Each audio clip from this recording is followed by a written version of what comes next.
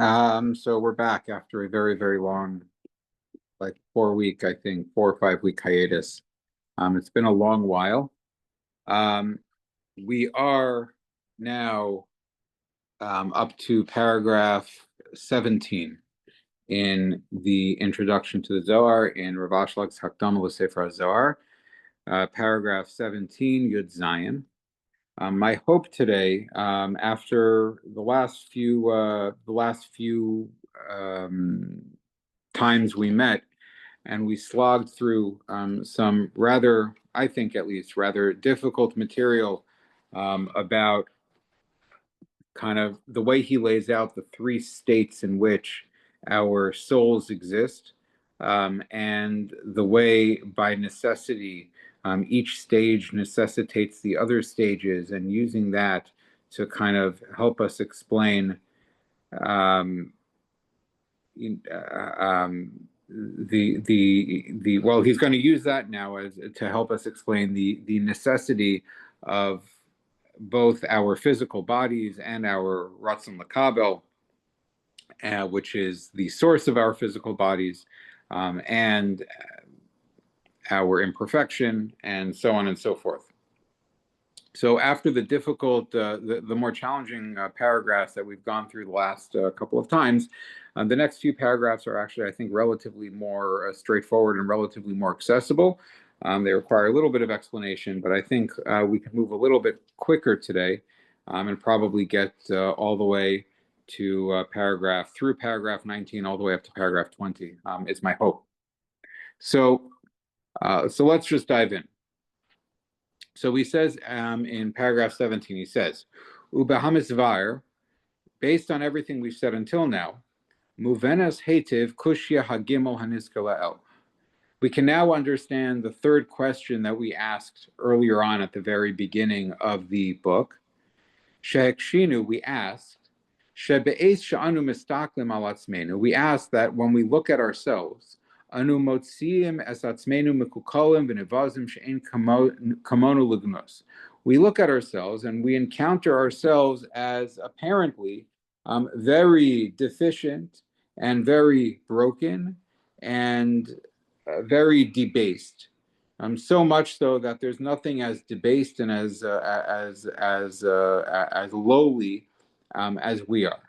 Meaning, we look at our earthly and worldly selves, our physical selves, which are really is just a powerful extension of our Ratzon Lakabel, and we see deficiency.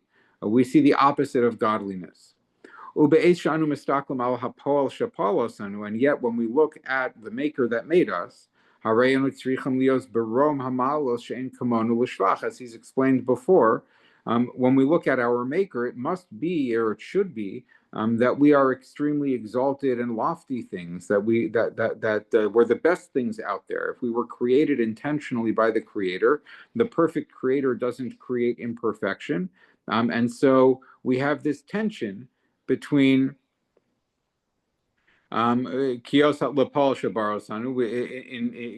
consistent with, or as is appropriate to, the Maker that made us, meaning we should be as perfect as the perfect Maker that made us, who doesn't make mistakes, because God is perfect and God's intentions are carried out with perfection, and there's no gap, as we've explained many times.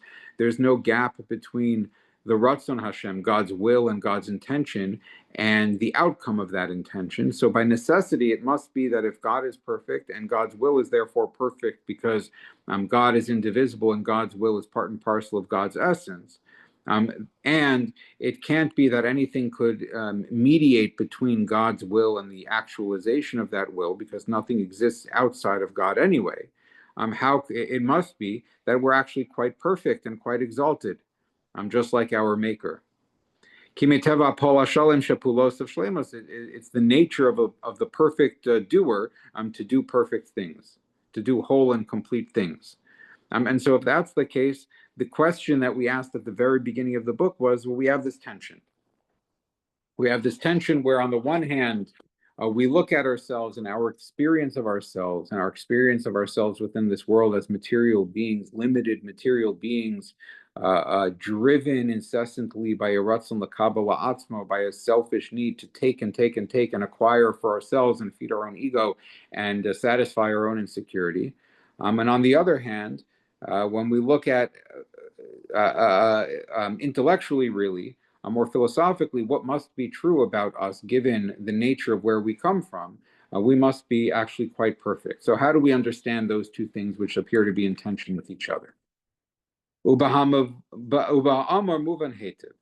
based on what we said, we can understand this very well. Why? She'oso haguf shalanu b'chol mikra v'kinyanav ha'feisiyim, because our body, with all of its aspects and all of its contingencies and all the things that it has that are really very unimportant and inconsequential, Eino klal haguf shalanu hamiti. That's not really our real body. That's not our true body. Why? Shahare haguf shalanu hamiti, our true body, kolomar hanitzchi hashalem b'chol mine hashlemas, our true body, our eternal body, that is complete in all manner and form of perfection, and it has to be that way because the perfect one made it. Our perfect body, kvar hu matzui omed v'kayim be'ein sof baruch hu be'bechinas matzav aleph. It's already present and being sustained within the reality of the Ein Sof, within the reality of God Himself, in the sense of the first form or the first sense in which our neshama exists. Shemekabel sham tsuraso hashlema me'at lios b'matzav gimel, where in that first stage, right before we are created. Nothing ever changes really, right? So before we're created, we existed as the Baal HaSulam described. Before we ever come down here into this physical world, before our souls are projected down into a physical space, married to a physical body, those souls exist in perfection, unified with God Himself. Chelek Elokam Imal means that we are little bits of, right, so to speak, we're little bits of godliness that are cloven out of the totality of God. And what makes them a part of God as opposed to the totality of God is the fact that they are contained within a ratzon l'kabel. Our neshama, our godliness, is contained within a ratzon l'kabel, a guf, something that's insecure and impermanent and therefore has a ratzon l'kabel. So that state whereby our neshama is placed within a guf, before that, our neshama is just at total oneness with God. And the truth is that our guf is also at total oneness with God because nothing is outside of HaKadosh Baruch Hu. And in that state where we're in total oneness with HaKadosh Baruch Hu prior to creation, the character of our wholeness and completion is absolute and total hishtavus hatzur, is absolute and total alignment with God Himself. If we are at one with God and totally connected and attached and undisconnected from God, then that means that we are in total alignment with God. We are in a state of total hishtavus hatzur, a perfect alignment of our essence with God's essence. That's why we're at one with God. If that's so, where do we acquire that perfection, that total alignment with HaKadosh Baruch Hu? That only happens in what the Baal HaSulam described as stage 3 of our development. Stage 3 of our development is what he said is after we die and after we are resurrected, so to speak. We achieve a state in which the perfection of our body, the perfection of our ratzon l'kabel, of our selfishness and our physicality and our insecurity and our neediness is achieved. Why? Because instead of suppressing it, we now take that body, we take that physicality, that materiality, that insecurity, that neediness, and we transform it into a vehicle for giving, for ratzon lahashbos. So the goal, absolute alignment with HaKadosh Baruch Hu, is to have a ratzon l'kabel al menas lahashbos, is to be receiving, not because we're insecure, not because we need, not because we're imperfect, but rather receiving only so that our receiving can give to the other, which is exactly what God does. God, so to speak, seems to receive from us and makes it as if God needs something from us. But all of that is only happening so that by receiving from us, God can be giving to us. What is God giving to us by receiving from us? God is giving us the opportunity to experience the ultimate goodness without what we called nahama de kisufa, without what we called the shame of experiencing an unearned gift. So instead of just handing us all of the experience of godliness for free, so to speak, and then we hang our heads and have red cheeks and sort of say, oh, thank you for the charity, which means I can't really fully enjoy the experience of aligning myself with God. Instead, what happens is God makes it as if that we have something to offer him, and our experience and our experience of godliness, and our growth into Hishtava Satsura is earned, or it seems like it's earned. It seems like it's payment for a job well done. And then we can hold our heads high and say, I can really enjoy this. I earned this meal. I can enjoy this meal. That only happens in stage 3. That happens in stage 3 after our lifetime in this world is a struggle between our Ratzon L'Kabel and our Ratzon L'Hashbos, and we're constantly battling between our Yetzer Hara and our Yetzer HaTov, and we're trying to suppress the Ratzon L'Kabel in us.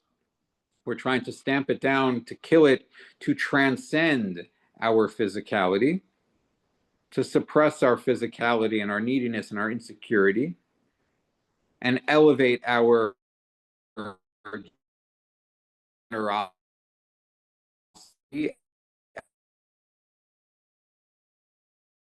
our security, our for ourselves. But that's not the ideal. That's just a preliminary stage to get us to the point where we can then take our physicality and instead of killing it, we use it as a vehicle for something good. So it's no longer evil. It's no longer bad. We actually reveal that it's a good thing. That's the end goal. It has to be, he said, again, this was a month ago, but he taught us that it has to be that because God is eternal and because God collapses all time within God's self, that what we experience is as stages of our development actually from God's perspective is not actually sequential stages of linear development. It's all happening all at the same time. Or it's not even happening at the same time. That makes no sense. There is no time. And that means that we are already perfect before we start. The perfection that we have before the game begins, before the struggle of life begins, is the perfection that we're going to have at the end of the struggle in stage 3, when we've transformed ourselves into a Ratzon L'Kabel Manas L'Hashbos.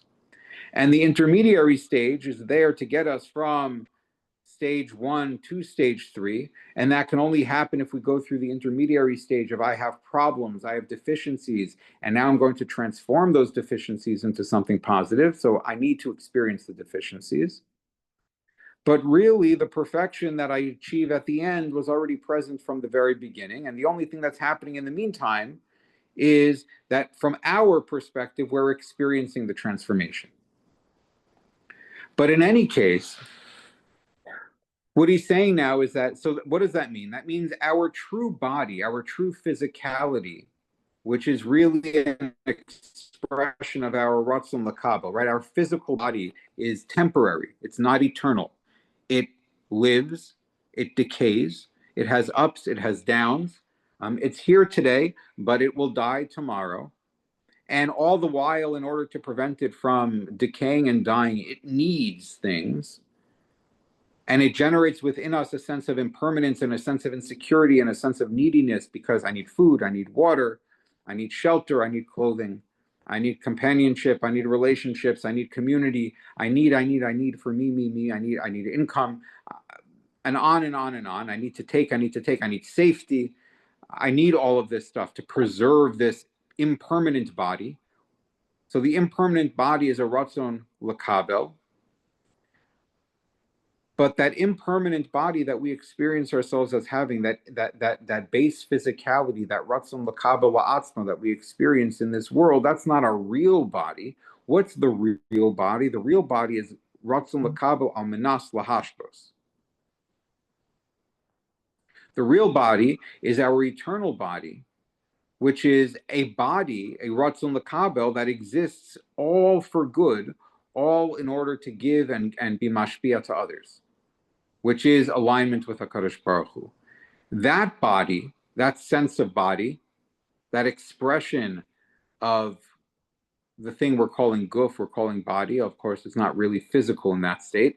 That expression of body exists at one with God, because that Ratzon L'Kabel Al Manas Lahashvos really is in perfect alignment with HaKadosh Baruch Hu.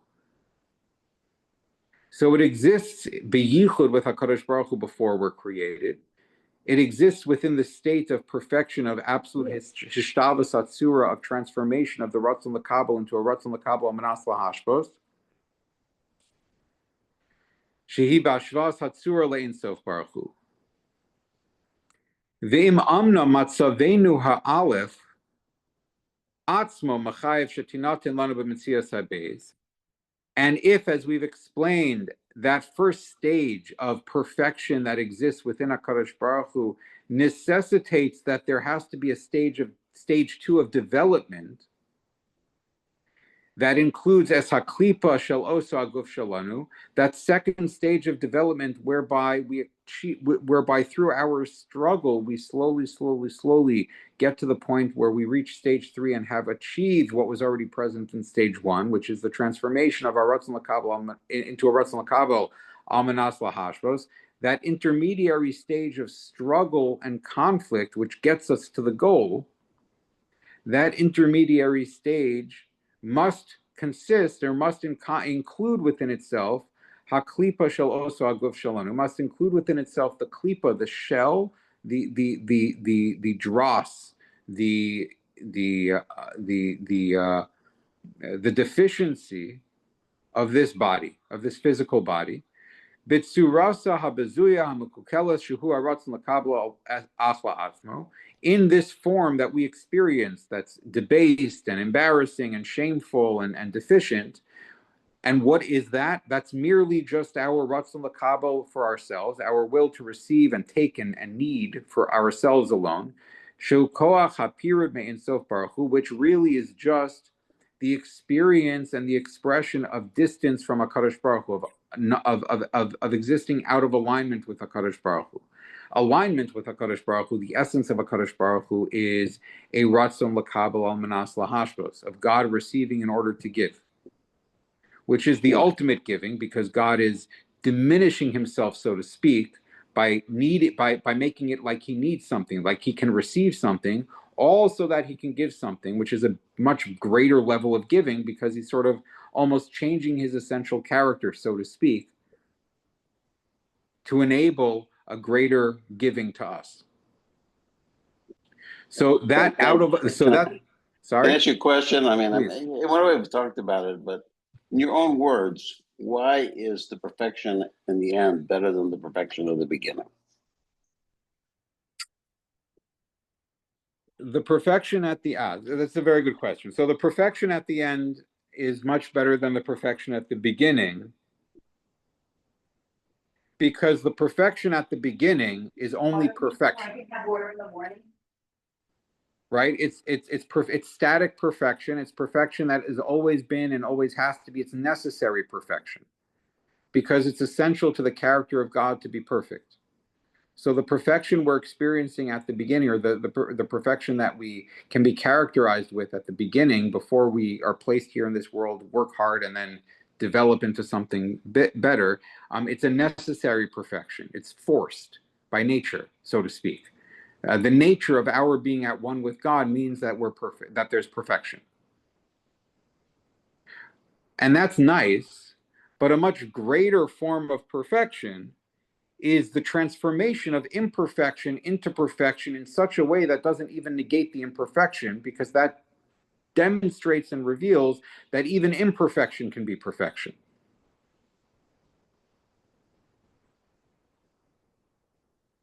I can understand that, this would be amusing for God. Just kidding. The question, how are we better?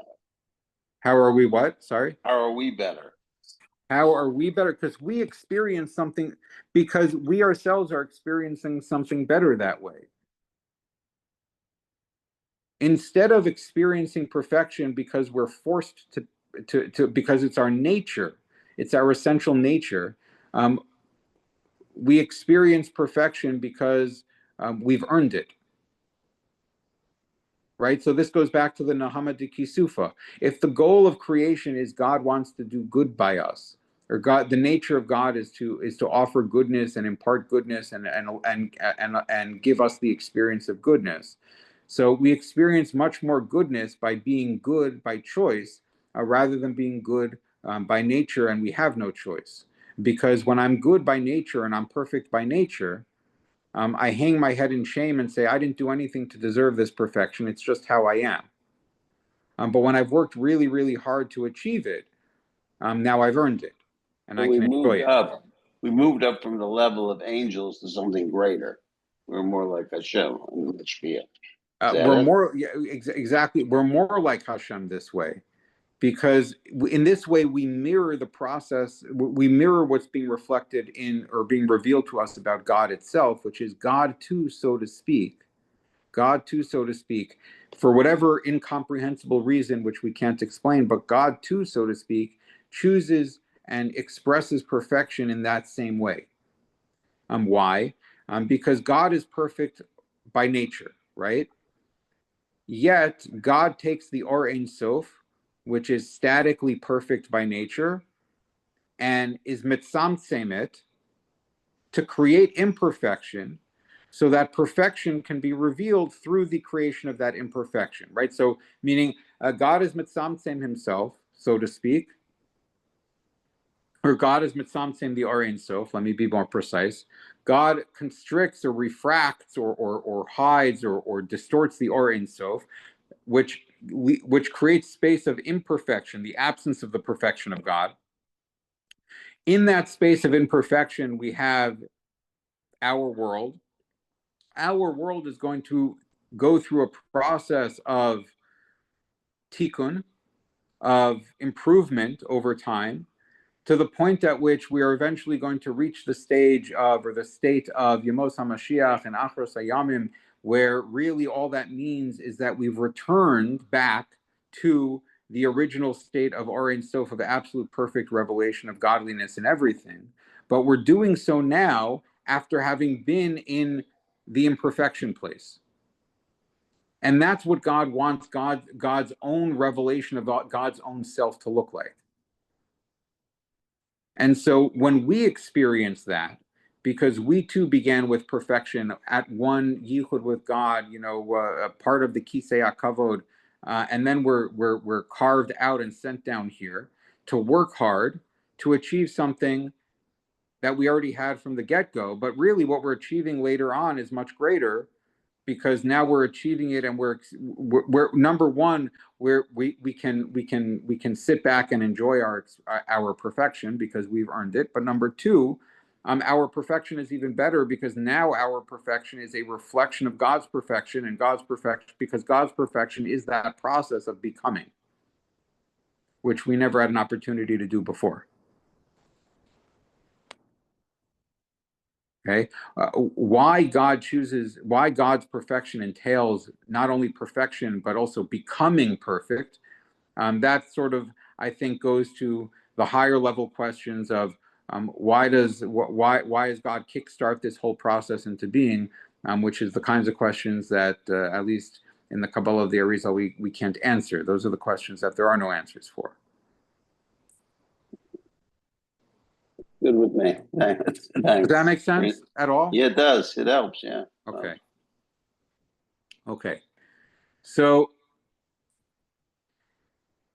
okay. So where are, okay. Shukach period. Okay.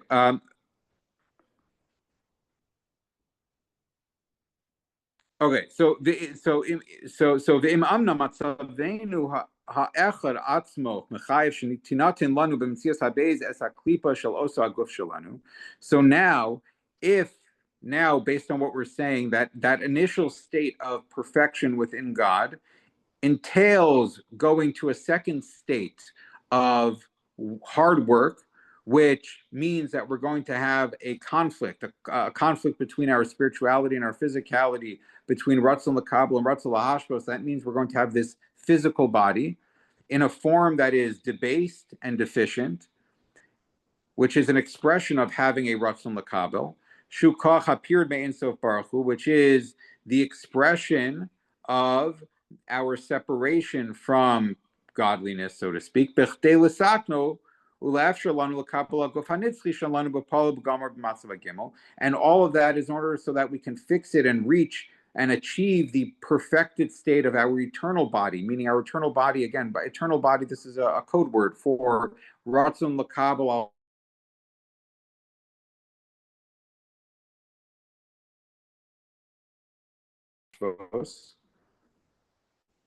right? That's eternal. Kabbalah is body. This means that our body is now made eternal, so to speak, because it's in perfect alignment with the perfection of God.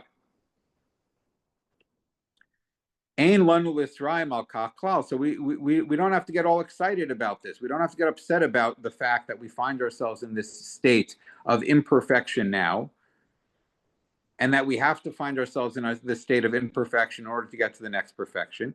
Because our work in this world could only exist, can only be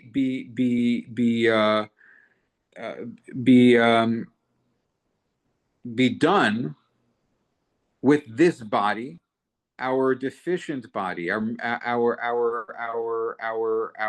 physical body of a Ratzon L'Kabel.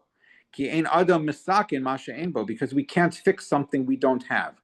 I can't achieve Ratzon L'Kabel al manas lahashbos, perfect hashtava satsur, perfect alignment with the essence of godliness, unless I have a Ratzon L'Kabel. So I have to have a Ratzon L'Kabel. I have to have this decaying, temporary, physical, needy, insecure body or insecure being, not just physical body, right? Also my mind and also my emotions. My entire earthly being is this Ratzon L'Kabel. Ba'ofen shebe'emes anu mitzuyim ba'oso shir hashleimos harai masayim la'pol hashalem shepalos anu gabe matzav zeh habeis.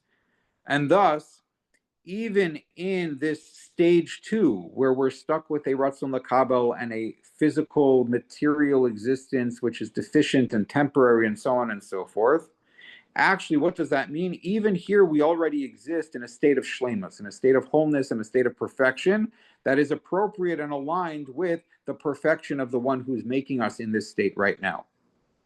Ki guf zeh eino pogem osanu b'mashu. This body doesn't impact us at all. The physicality, the deficiency doesn't take anything away from us. It doesn't ruin us. It doesn't negatively impact us. Sharehu omed lamos lisbato, because that physical body, the Ratzon L'Kabel, it's going to die. It's going to be nullified. It's going to be removed. Ve'eno muchan l'rak b'shir zman hanachotz levat l'Kabel tiraso hanitzchis. The body is only here as a tool. The physicality, the Ratzon L'Kabel la'atzmo, is here as a tool, as a necessary tool, so that we can remove it, suppress it, control it,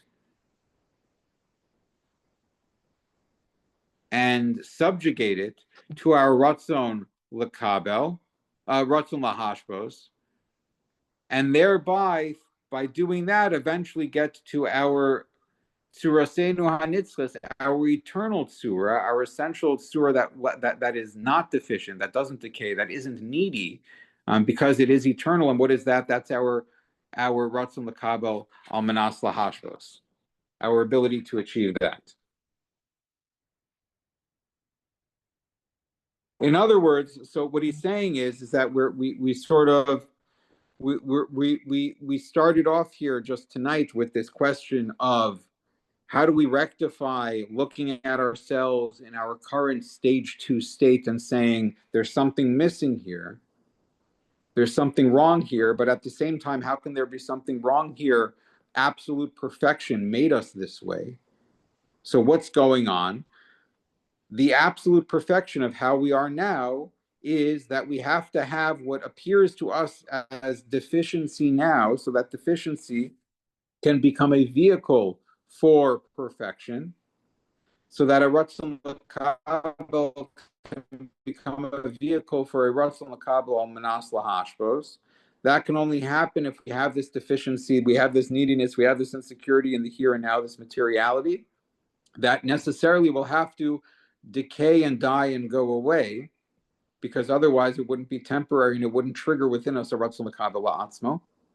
But all of that is an expression and a function of the perfection of God and the perfection of how we are existing right now, because the very imperfection that we're experiencing is perfection, because without it and only through it can we achieve a Ratzon L'Kabel al Manas Lahashbos, because I can't change a Ratzon L'Kabel into a Ratzon L'Kabel al Manas Lahashbos, which is the end goal, unless I have that deficient Ratzon L'Kabel in the first place.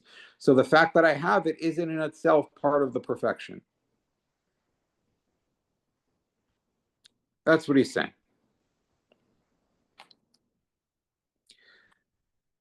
V'yachadim zeh miyusheves kushya hey. Next paragraph. And together with this, we can also answer our fifth question.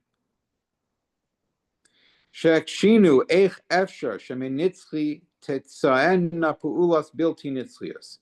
We asked earlier on, how is it possible that from the eternal being,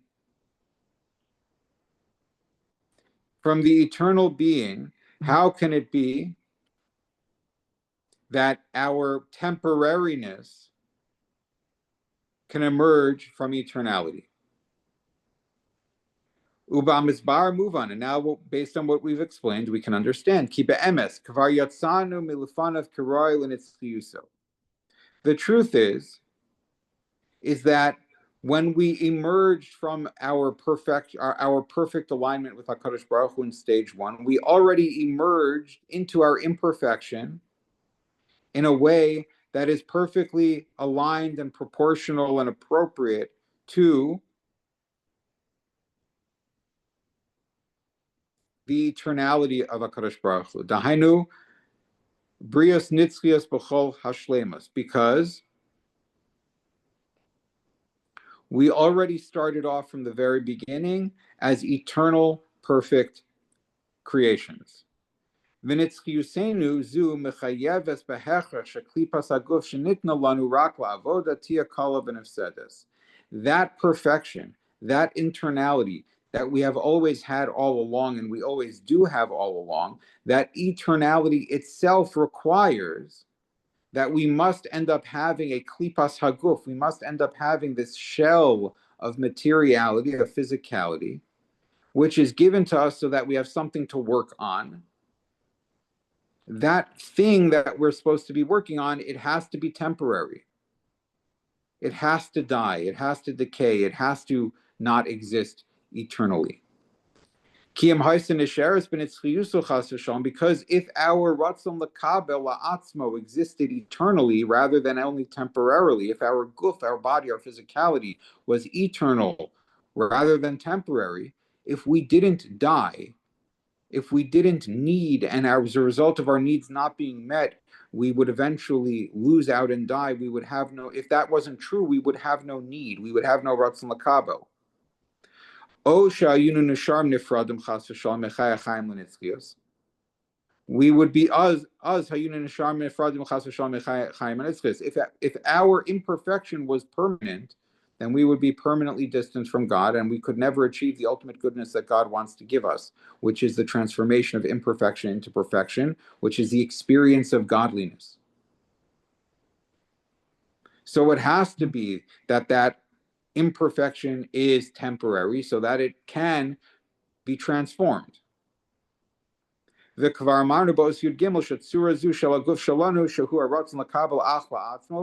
already explained earlier in paragraph 13 that this form of our body, which is really this physical form of our body, the needy form of our body, the insecure and temporary form of our body, which is just an expression of the Ratzon L'Kabel for ourselves, our selfish need to just take for ourselves. That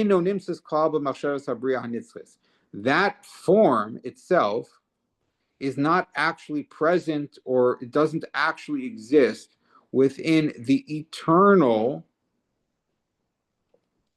plan, ultimate plan of creation, the ultimate purpose of creation. Kisham, in that ultimate plan, in the Machshavas Habriya Hanitzlias, meaning God's initial, original plan for creation, Sham anu omdim b'tzurasenu shel matzav hagimel. There already, before creation has happened, before we exist, we're already existing within perfection within God at the time that God thinks of, so to speak, sets the goal and sets all of this in motion. Ella shehi mechuyeves lanu b'metzias habeis k'dei la'afshar lanu l'sakna k'nizkelael. And it's just that this plan requires us to then experience and exist within impermanence and neediness and insecurity and decay and dying and death and so on, all so that it can get us to the tikkun at the end, which is the transformation of that experience of ratzon l'kabel la'atzmo, the neediness, the insecurity, the lack of emunah, the lack of devekus and connection with HaKadosh Baruch Hu. All of these are the same thing, all so that we can transform those into something we use to actually connect, to actually give, to actually offer something back. And don't ask about other creations that exist within the world. There are other creations that are in the world that decay and die, and they are not transforming their ratzon l'kabel into a ratzon l'kabel amenas lahashvos. But don't worry about that, he says. Mishum sha'adam hu merkaz kol habriya k'mashkasav lehelan ba'os lamites, because the human being is the center of creation. The human being and the transformation of the human being, which is made b'tselem elokim, that's the purpose of creation. That's the center of creation. All the other creatures within in and of themselves, there's nothing essential to them. There's nothing essential to be achieved by them.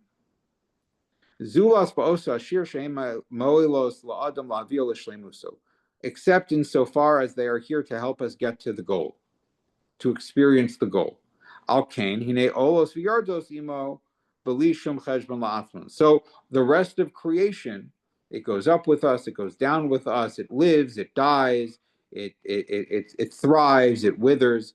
All of that doesn't have to be for an ultimate goal. The ultimate goal that it's all for is to help us move us forward towards the ultimate goal, which is for us to transform our ratzon l'kabel into a ratzon l'kabel amenas lahashvos.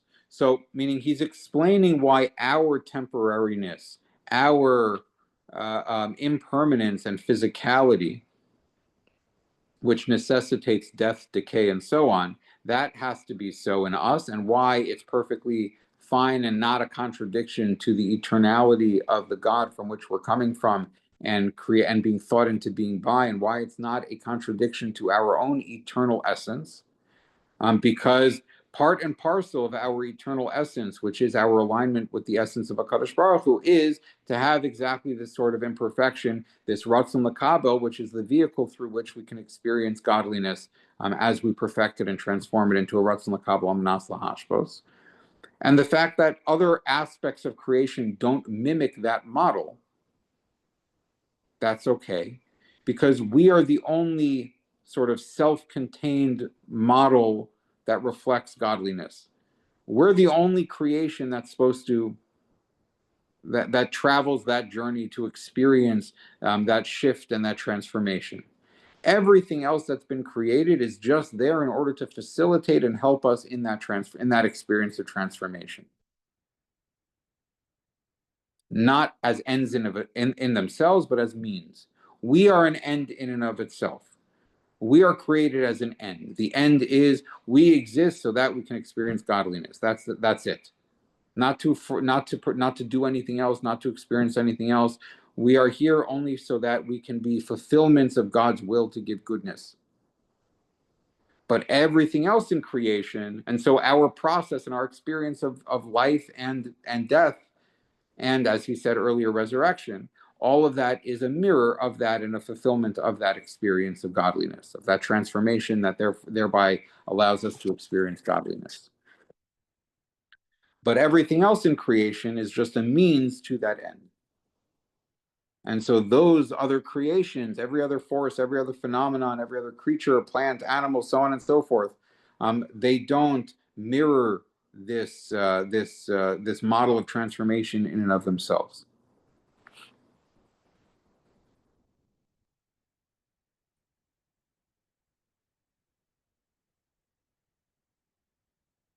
Okay. Yutes, paragraph 19.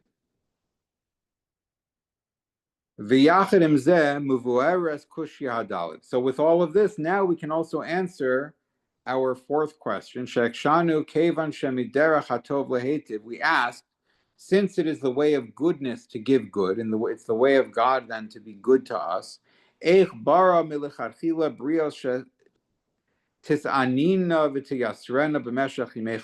can it be that God created creatures that suffer and are miserable and experience pain and hardship all the days of their lives?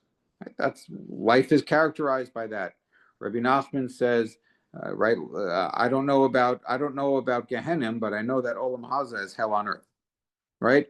So we experience all of this hardship and all of this pain, and how can it be that all of that pain and all that hardship and death, destruction, sickness, and so all of the bad stuff, how can it be that all of that is part and parcel and not a conflict or a contradiction with the unity of a perfectly good God that is only giving goodness? Kika Amor, kol elu hayisur mischayevi mimatzav ha'elaf shalanu. But we've explained now that all of our pain, all of our misery, all of our suffering, it's necessary because of the first stage in which we exist, the stage at which we exist in total yichud with God, in absolute and total alignment, perfection. Shenitzchiyuseinu hashlema asher sham, hamekubelas mimatzav hagimel asid lavo. Our eternality, our perfect and whole eternality that exists within that initial stage before creation, where we are existing at total oneness and in perfect alignment with God. Where does that come from? That comes from the state, from what we're eventually going to achieve after the process of creation. We're going to achieve a creation, life, etc., of hard work in this world. We're eventually going to achieve the state in which we have achieved Hishtavas Hatsura, of transforming our Ratz Lakabo into a Ratz Lakabo Amanas Lahashvos. Machricha osanu laleches obaderach Torah, obaderach Yisurim. So he explained earlier when he talked about free will, he explained that the fact that we're going to get to that end goal, God wants us at that end goal. That means we're going to end up at that end goal. We are going to transform our Ratzon Lakabo into a Ratzon Lakabo Amanas Lahashvos. We are going to achieve Hishtavas Satsur in alignment with the essence of HaKadosh Baruch Hu. It has to happen. It has to happen because God thought it and set that as the goal. There's no way to avoid it. However, there are different ways that we can get there. One of the ways we can get there is through Torah and mitzvos. We can refine ourselves, right? Meaning during the middle stage of life here in this world, where there's a conflict between good and evil, and our Ratzon Lakabel and our Ratzon Lahashbos, our Yetzer Tov, our Yetzer Hara, one way we can make this transformation is Torah and mitzvos. Elevate the good. Elevate the good. The other way we can do this, and the other way we get to the end goal, is if we're not going to elevate the good, what happens? We experience enough negative consequences from our embrace of our Ratzon Lakabel, that the negative consequences force us to abandon what we're doing, force us to abandon our selfishness, force us to abandon our insecurity, force us to abandon our self-serving Ratzon Lakabel, because the consequences of it are just too terrible and too painful. We can go either way. Level Agil and its Husseinish of Matzav Gimel. We can go either way to eventually get to the end goal of the third stage where we have a Ratzon Lakabel Manas Lahashbos. If that's so, v'chol elu yisurim einam shorim rak ala klipa saguf shalanu hazu. All of that pain and all of the suffering that we experience as the negative consequences of embracing and leaning into and elevating our Ratzon Lakabel, all of it only impacts our physical body. Shalom nivra elo lemisa v'kavura, which is only there to eventually die and decay anyway. If you note, right, this is he's saying that all of the suffering we experience in this world, which anyway is just the natural consequence of our failure to embrace Ratzon Lahashbos. I'm sure there's maybe someone knows it better than me, but I'm sure there's a wonderful either New Age guru or some Hindu master of some kind who says like all selfishness is the source of all suffering, or self-interest is the source of all suffering, or something like that. That's kind of what he's saying over here. All of the Yisur and all of the pain and all the suffering we experience in this world, they're all a consequence of the fact that we are leaning into and embracing our Ratzon Lakabel La'atzmo. Someone who's not at all sitting in their Ratzon Lakabel La'atzmo has no insecurity, has no need, has no sense of lack. No matter what happens to them, they don't experience it as negative because they don't need anything. I'm perfectly good and fine exactly the way I am. I need nothing. I don't experience hunger. I don't experience thirst as negative experiences. I might notice them and say I should eat now, but they don't become negative experiences.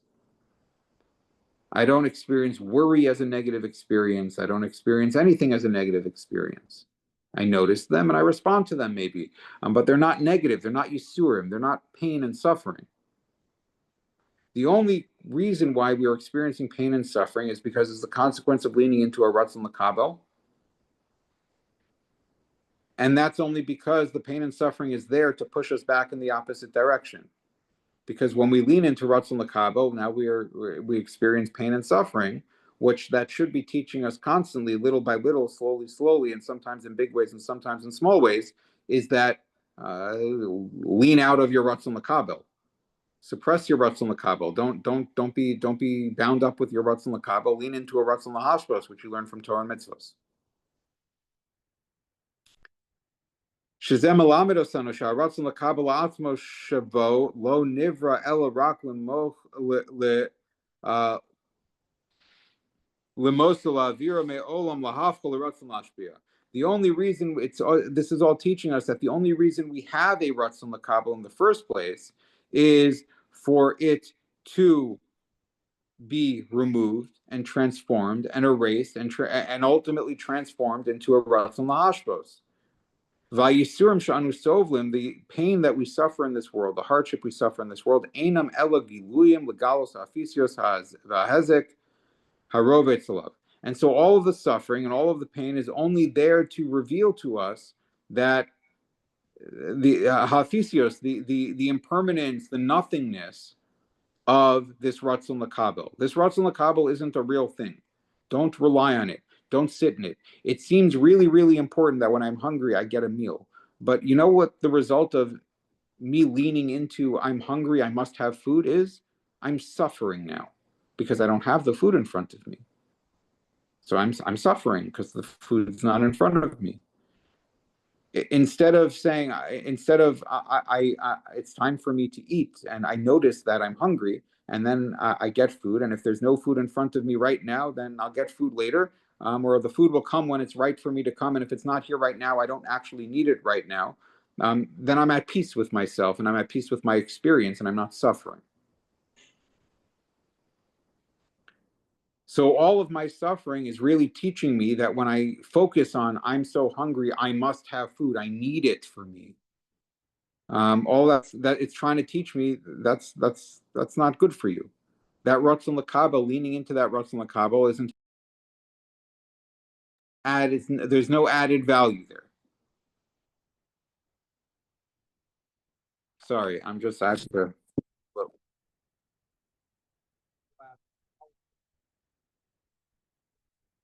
Body and stuff, but doesn't affect any of the.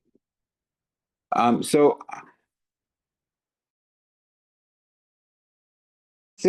what I don't know for sure what he is saying, but it would seem to me that even mental health, there are many levels of the body. Meaning, when we say when we say body, it doesn't just mean like my physical, my arms, my legs, and my physical body, my skin, my bones, my muscles. My emotions are also guf. My mind and my thoughts are worldly. They're all contextualized within this world, and they can't really process or exist outside of this. It's true that my emotions and my thoughts are actual than my body, but they're still worldly way. We know this at least from modern psychology, and we know that thoughts are also experienced and stored bodily. But the bottom three levels of the neshama, nefesh, ruach, neshama, correspond and are expressed within body, respond to the lave, which is ruach, and our thoughts are consciousness, which corresponds to the mind, which is neshama. Those things, though, are not our neshama, are not our soul, are not our spirituality or our spiritual essence. They are ways through which our spiritual essence expresses itself within a physical medium. So, right, our thoughts can't exist outside the context of this world. I can't think things outside this world. Mind is the highest physical faculty, so to speak. The consciousness is the highest.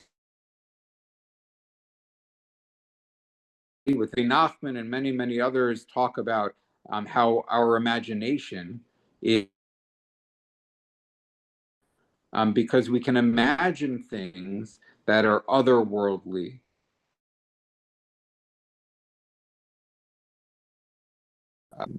Uh, uh, Flashing unicorns in outer space, whatever some outlandish thing. I can dream those things using my imagination. This world, but even all of the things I just described are very this worldly. My mind can't conceptualize things that are outside this worldly. As my mind conceptualizes more and more things, what it's really doing is it's bringing higher and higher concepts into a framework that can be understood within the context of this world. So I'm expanding my own understanding at the same time that I'm bringing higher things down into this worldly understanding. But all of everything we suffer then is contextual within this world. My neshama is never affected by my suffering, is the point. Right? My essential self isn't changed by my suffering. You can cut off my arm. I can get dementia and lose my mind. My emotions can be massively or state can be badly broken, but that's only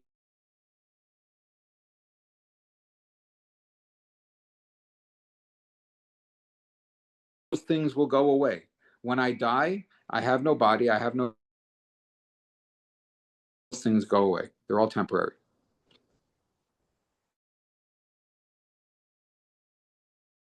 Yaskimu po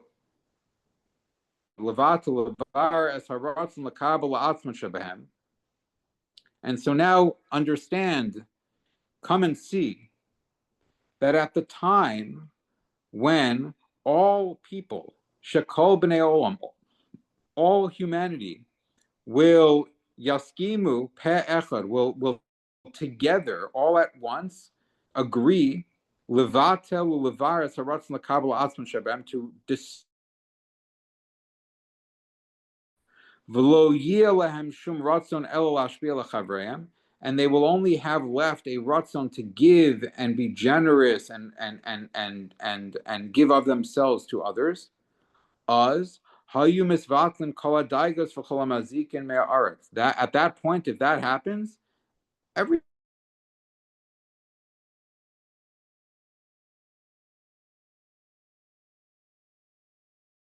and everyone will be assured, secure, healthy, wholesome life.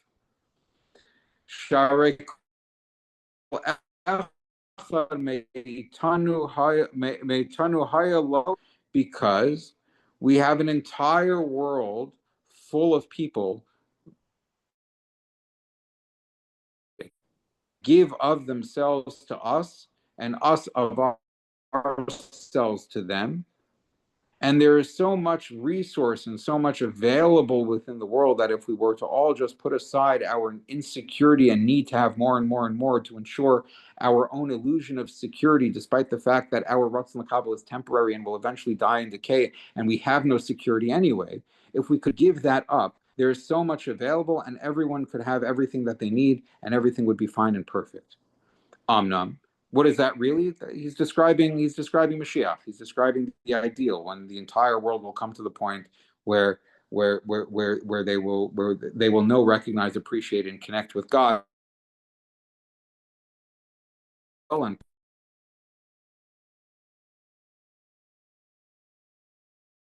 however, Bisman shekol echad ein lo ela ratzon l'kabel asmo. At the time when, or during the time when people only have their ratzon l'kabel, only have their insecurity and their selfishness and their neediness, and they're worried about their own temporariness. Mikan kol hadaigos hayisur.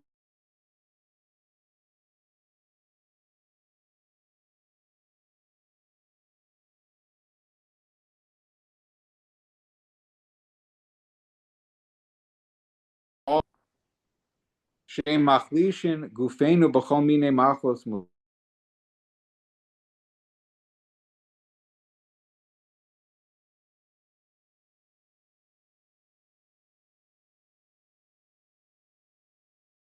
Of people.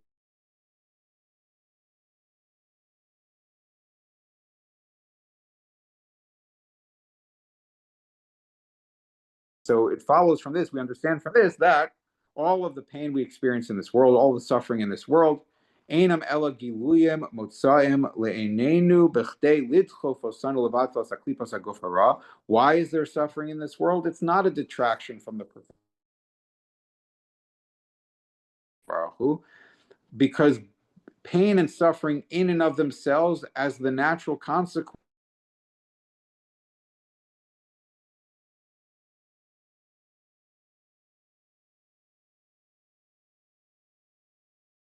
a very direct way to give up on our Ratzon L'Kabel. Stop, leave it alone, put it away, stop relying on it, stop using that as the basis for your decisions, and allow us L'Kabel Tzur HaShulam towards accepting upon ourselves through our Ratzon Lashbos. Vu asher amarnu, and this is what we said, shederach hayisurim ba'atzmos mesugelos lavianu al tzura haritzuya, that the path of suffering and pain that we experience in and of itself is there to bring us to the point at which we're to the point that is the goal. Okay. There's lots to say about this, and many of the Sfarim write a lot about this idea that the pain of the consequences of sin, the consequence of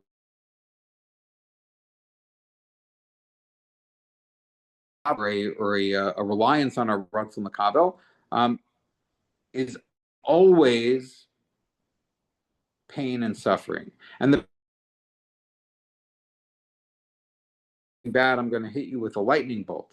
That's not what it is. The pain and suffering, whether it's a twinge of guilt because I did something wrong, or whether it's I'm going to prison because I embezzled from my company, or whether it's my wife because I yelled at her, or I have a poor relationship with kids because I'm forcing them I'm imposing on them it's clean or something like that. All of that pain and all of that suffering, that's just a result of the fact, that's a natural consequence of the fact that I'm leaning into my Ratzon Lakabo, and I'm causing pain and suffering because um, alignment with HaKadosh Baruch Hu, which rather than leaning into Ratzon Lakabo La'atz,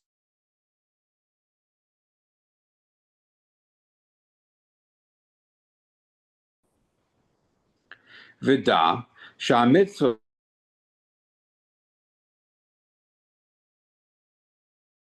tagline here that he told us that, okay, so there are two routes to get to the goal. One route is the route of pain and suffering. If I'm going to lean into my Ratzon Lakaba La'atzmo, I'm going to experience pain and suffering. That's going to lead me to give up my Ratzon Lakabo and embrace my Ratzon Lahashvos, and that will lead me to the transformation of my Ratzon Lakabo or mitzvos and just elevate the Ratzon Lahashvos. The most important thing is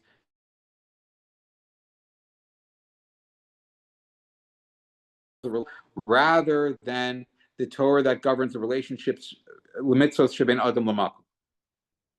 Ki hashpa lechadero maviaso lashpia lamakom. Because giving to others, embracing a ratzon lahashpos to other human beings, inevitably Kadosh Baruch Hu. But the opposite is not so true. It's we don't have to explain. I think it's very obvious, but it's very clear how oftentimes trying to embrace what I think is I want to give to God, I want to elevate my relationship with God, is actually driven by serving and insecurity. I don't want to be punished. I want God to do good things to me. I need more money, so I'm gonna daven well. I need this, I need that. I want this from God. I want that from God. If I don't have those things from God, then I'm not good, and I'm not in a good position, and so forth. So I elevate my relationship with God, but all of that is actually Ratzon Lakabel, not Ratzon Lahashbos. I'm doing it for me, not for Him.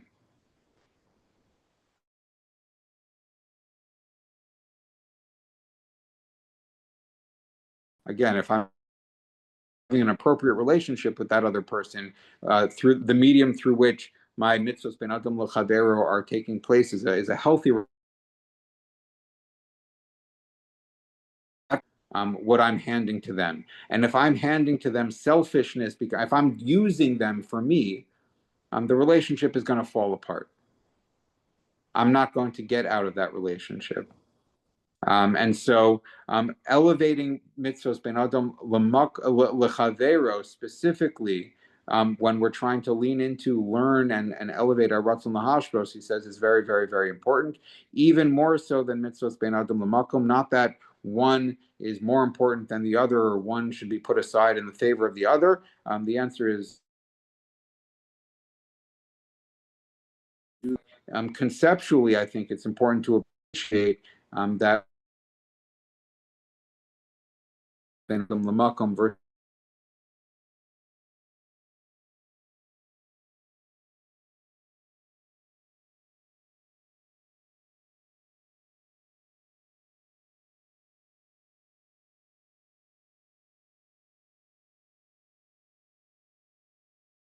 637 in the Koran version, the Koran edition, Koran translation of the Baal HaSulam Sakdam Zohar. Will continue next week. As I said in the WhatsApp chat, we're going to continue Wednesday night, Bezras Hashem, at 8 o'clock. And hopefully that will continue to work for people. Okay. Have a good night.